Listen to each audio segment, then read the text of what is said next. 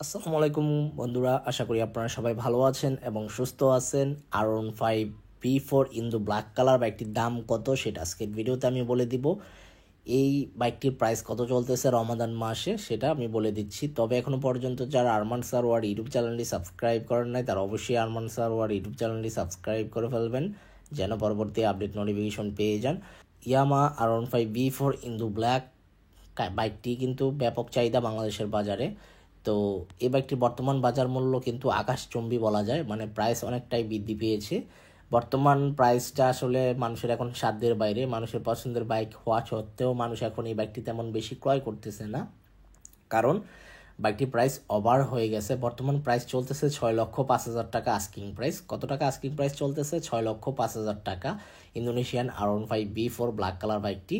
তো যারা নিতে চান, বাজেট নিয়ে কোনো প্রবলেম নাই, তাহলে নিতে পারেন। তবে আপনারা 5-6টি শোরুম যাচাই বাছাই করে তারপর বাইক ক্রয় করবেন, কারণ কোনো কোনো শোরুমে 5,000 টাকা কম বলতে পারে, আবার কোনো কোনো শোরুমে 10,000 টাকা কমও বলতে পারে। আর অবশ্যই দামাদামি করে তারপর বাইক ক্রয় করবেন।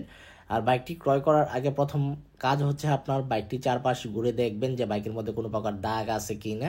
যদি দাগ থাকে তাহলে অন্য আরেকটা নেবেন, কারণ অনেক সময় কিন্তু বাইকের মধ্যে দাগ থাকে।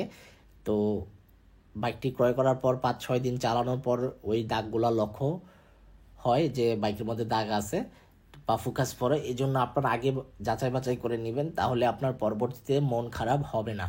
আর যে শোরুম থেকে বাইকটি ক্রয় করবেন ওই শোরুমের সার্ভিস সেন্টার আছে কিনা সেটাও আপনারা যাচাই বাছাই করবেন। ভালো মানের সার্ভিস সেন্টার যে শোরুমে আছে ওই শোরুম থেকে বাইকটি ক্রয় করার চেষ্টা করবেন। তো এই ছিল আজকের ভিডিওর আপডেট ইনফরমেশন। আই হোপ আজকের ভিডিওটি আপনাদের ভালো লাগছে। যদি আজকের ভিডিওটি ভালো লেগে থাকে তাহলে অবশ্যই লাইক বাটনে একটি লাইক দিয়ে দিবেন। আপনারা আমাকে খুবই ভালো সাপোর্ট দিচ্ছেন, ভবিষ্যতে এইভাবে আমাকে সাপোর্ট দিয়ে যাবেন ইনশাল্লাহ।